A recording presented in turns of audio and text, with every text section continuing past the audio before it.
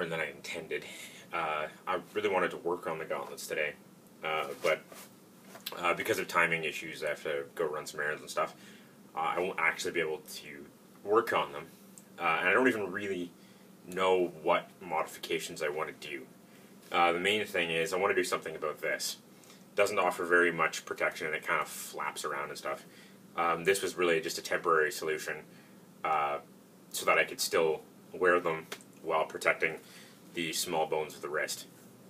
What I had on them originally was actually a vambrace that went up to, halfway up my forearm, but that was really hard to get on and off, because once you have your gauntlets on, you can't really do up any lacing or anything like that. As well as when I put shock cord in it, number one, wasn't very authentic, and number two, it was still hard to jam my hand through there all the time and everything. And I figured the added protection to the forearms wasn't really worth it with the lack of flexibility. And if I found that I needed more forearm protection, I would have made a pair of bracers to go on and maybe protect the elbow. And with this level of combat being just reenactment, don't really need a whole lot in the way of that. But one thing that I want to do is I think I'm going to add a plate that goes up in through here to actually protect this part of the thumb. This is really good because once it's curved in, making a fist, it protects the joint of the thumb really well and everything, and a lot. And holding on to an axe or a sword, it protects the joints in the thumb pretty well.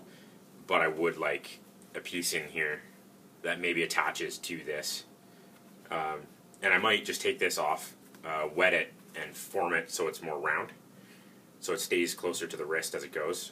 I might put in some kind of a strap to hold it in or something. But other than that, I'm not too sure what other modifications. And there's always the repair work that has to be done, because just normal wear and tear, you'll blow stitches and everything. So as far as the design of this goes, I was trying to make something that would offer a lot of protection, but also be fairly economical with leather. There's no really large pieces in this. It's all fairly small. It's all laced together, so it has flexibility. Yet it has protection because all of the plates overlap each other. You could have added protection by putting a secondary piece of leather underneath that essentially sandwiches each of these joints. So then you'd have 2 layers everywhere, at least 2 layers everywhere, 3 layers in the joints. So then you could actually sandwich this one, sandwich this one, sandwich that one, but that would actually it would end up with 4 layers in the joints, which is pretty cool. So that would protect your hand very, very well, as well as having 4 layers across the back of the hand, at least 2 layers across the wrist. Actually, that's not interesting. Just talk myself into an idea that might work, where I cut out a second one of these and basically sandwich it over the top and stitch it all around, as well as maybe curving it a bit. That might actually work pretty well. So it's sandwiched over the top to keep it all together. And then as well, putting a plate in here would help. So you could add layers. These I find are good enough. I don't generally take too many shots to the hand, and when I do, it's usually a lighter hit. We don't really aim for the hands. And I know that historically, hitting the hand is a very valid technique, because if somebody's cut across their hand, or missing fingers or hands or broken hand or something, they're not going to be able to hold their weapon or their shield or anything like that. And then that's obviously a good technique. But reenactment safety, we don't really hit hands, and usually I avoid parrying with my fist or hand or something as much as I can. Sometimes you get hit, but other than that, it's usually not a big deal. Now, one thing I would highly recommend is actually making sure that the length of these is able to actually wrap around the tip of the finger. So if you're making them like I did in sort of a lamellar form, I would make sure that these plates are not only wide enough and big enough, but make sure that these end ones are long enough that you can actually wrap them around the tips of the fingers. Nothing sucks more than getting clipped just in the very tip of your finger and either losing a fingernail or splitting the nail or splitting, you know, the tips of your fingers or breaking that bone, or even just getting hit there because it hurts a lot. There's a lot of nerve endings in the tips of your fingers. So that's a big thing that if I were to make these from the beginning, again, I would wrap the fingertips. And then maybe also, instead of stitching the tips, have it wrapped around and then having basically little tabs that are sewn over so that the tips of the fingers actually sit inside.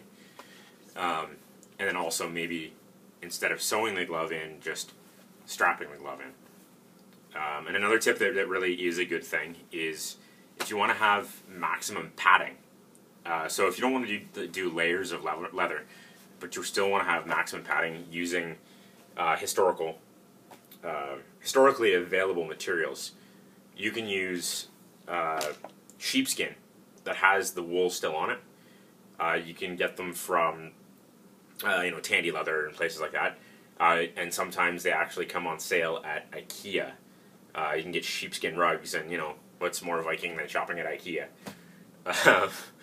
So that's a fairly widely available thing, and that's a good way to pad out armor and stuff, as well as making things like more authentic garment caps than some of the ones that are available from different suppliers, which mostly are later period.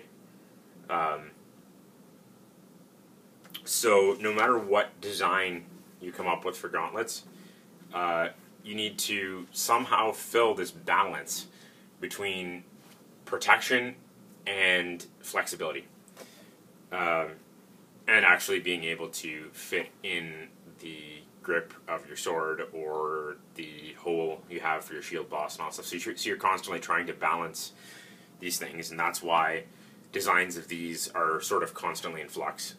You'll never come up with a 100% perfect design. There's always going to be some kind of a flaw to it, just with every armor.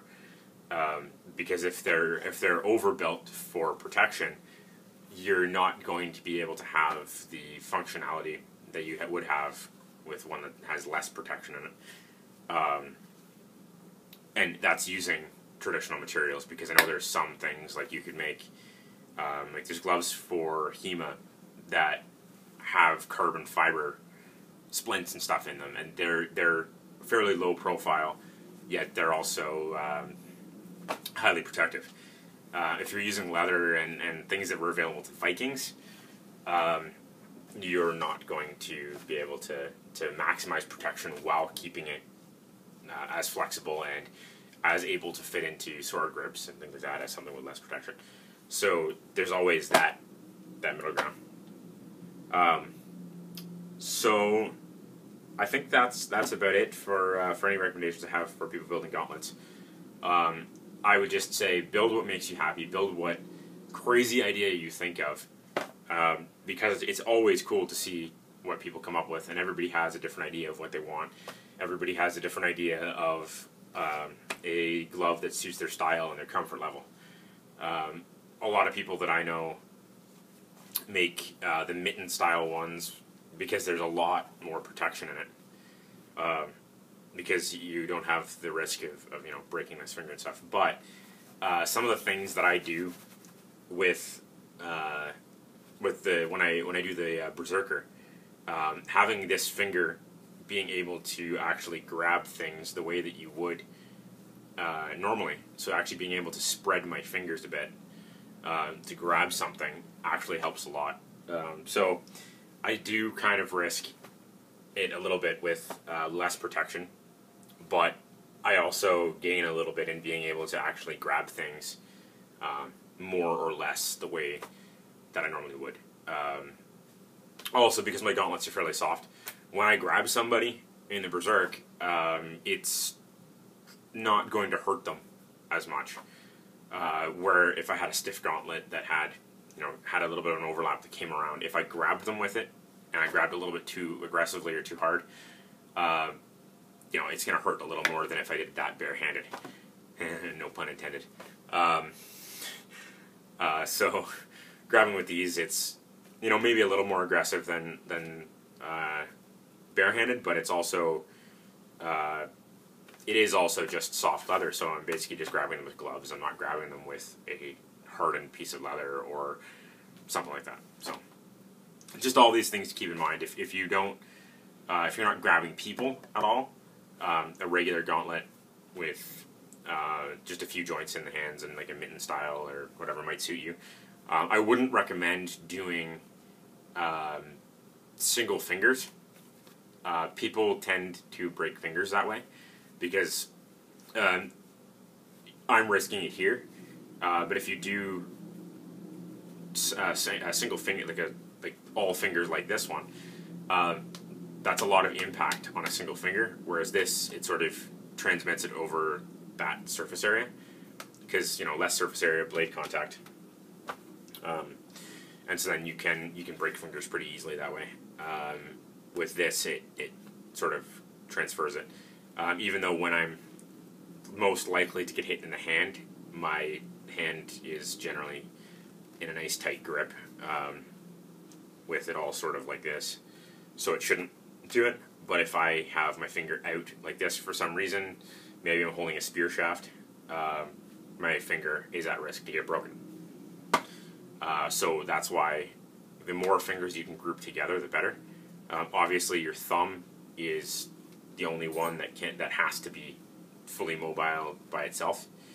But also, your thumb is the strongest of all of them.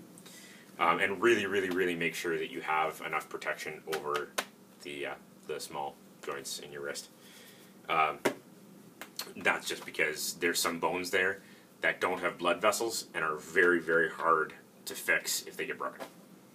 So it's all make sure what you build is safe enough and fits your fighting style.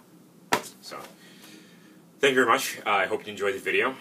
If you like what you see, please don't hesitate to like and subscribe. And see you around.